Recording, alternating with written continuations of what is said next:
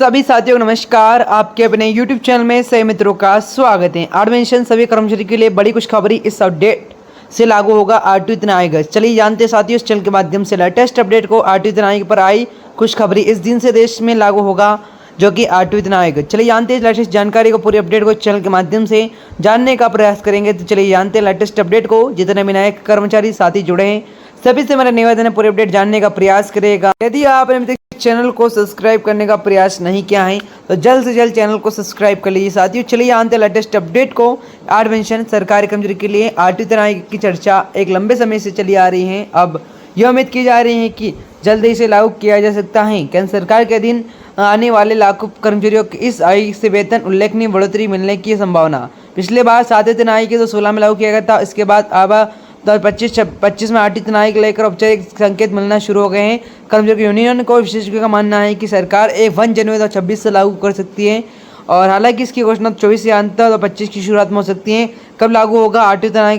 अगर रिपोर्ट के भरोसा दिया जाए तो एडमिशन के 1 जनवरी 2026 से लागू किया जा सकता है। इसकी घोषणा 24 के अंत या 25 की जा सकती है। वित्तीय वर्ष 26 से इसका असर कर्मचारी के वेतन पर देखने लगेंगे। चूँकि हर वेतन आयु को 2 आयु के बीच करीब 10 साल का अंतर होगा और इसलिए ये तय माना जा रहा है कि आरटीओ तनाई की समय सीमा क्या आएगा और इसके चलिए सरकार को समिति गठन करना होगा जो मौजूदा वेतन ढांचे की समीक्षा करेगी और नई सिफारिश तैयार करेगी। क्या होगा वेतन जब बदलाव? तो चलिए जानते लेटेस्ट अपडेट को। आरटीओ तनाई लागू होने से केंद्र सरकार और राज्य सरकार के कर्मचारी के वेतन ढांचे में बड़ा बदलाव आ सकता है। बेसिक पे 20% 30% तक की वृद्धि संभावित मानी जा रही है। इसके अलावा महंगा भत्ते, डीए, ट्रांसपोर्ट अलाउंस और अन्य भत्तों संशोधन देखने को मिल सकता है। कर्मचारी को उम्मीद है कि नई सिफारिश की जीवन स्तर को सुधारने में मदद करेगी और महंगाई के बोझ को कुछ हद तक कम कर सकेगी। इसके साथ ही पेंशनधारकों को भी इसके सकारात्मक प्रभाव को लाभ मिलेगा। सरकार की ओर से क्या संकेत मिल रहे हैं चले जानते हैं। हालांकि अभी तक केंद्र सरकार की ओर से आधिकारिक अधिसूचना जारी नहीं की गई, लेकिन सूत्रों के माने तो वित्त मंत्रालय अधिकारियों और कर्मचारी संगठनों के बीच में बातचीत चल रही है। पहले जैसी खबर आई थी सरकार अब पे मैट्रिक्स प्रणाली के छोटे छोटे बदलाव कर सकती है, लेकिन लगातार दबाव के बाद अब एक पूरे वेतन आयु को लागू करने की संभावना बन रही है। इसका संकेत मिलता है कि सरकार आगामी लोकसभा चुनाव से पहले इस फैसले से कर्मचारी को राहत दे दी जाएगी।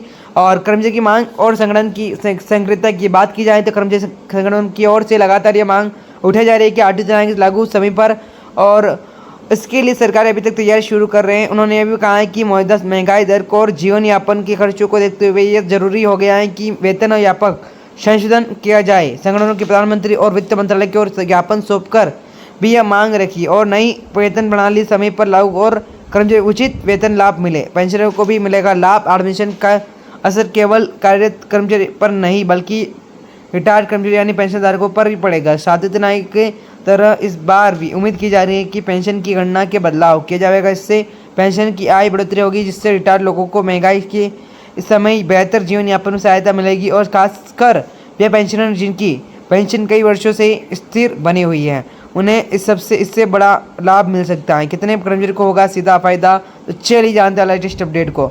अगर आरटीओ तनाई समय पर पूरा लागू किया जाता है तो इसका सीधा लाभ लगभग 50 लाख केंद्र सरकार के कर्मचारियों को मिलेगा। इसके अलावा 60 लाख से अधिक पेंशनधारक भी इसके प्रभावित होंगे। राज्य सरकार इसके बाद अपने अपने राज्यों में वेतन आयु की सिफारिशों को लागू कर सकती है जिससे कुल मिलाकर देश भर के करोड़ों कर्मचारियों को इसका लाभ मिलेगा। यह केवल कर्मचारी की आर्थिक स्थिति सुधारने में मदद करेगा बल्कि उपभोक्ता बढ़ाकर देश की अर्थव्यवस्था को भी गति देगा। वर्तमान महंगा भत्ते की स्थिति में आरटीओ तनाई की सिफारिश के तहत कर्मचारी को वर्तमान 50% तक महंगा भत्ता मिल रहा है, जैसे डीए 50% आंकड़े पार हो सकता है। तो केंद्र सरकार के आमतौर पर एचआर और अन्य भत्तों की समीक्षा करती है। ऐसे में अगर अगले कुछ महीनों में महंगा भत्ता और बढ़ता है सरकार के भत्तों में नई दिशा समीक्षा करनी पड़ेगी। यही एक संकेत की वेतन आयु की आवश्यकता कब और प्रासंगिक हो गई है। साथ ही इस प्रकार से आपने पूरी अपडेट जानने का प्रयास किया होगा। यदि आपने अभी तक चैनल को सब्सक्राइब करने का प्रयास नहीं किया, चैनल को सब्सक्राइब कर मिलता है नेक्स्ट वीडियो में। जब तक के लिए बने रहेगा आपके अपने YouTube चैनल के माध्यम से।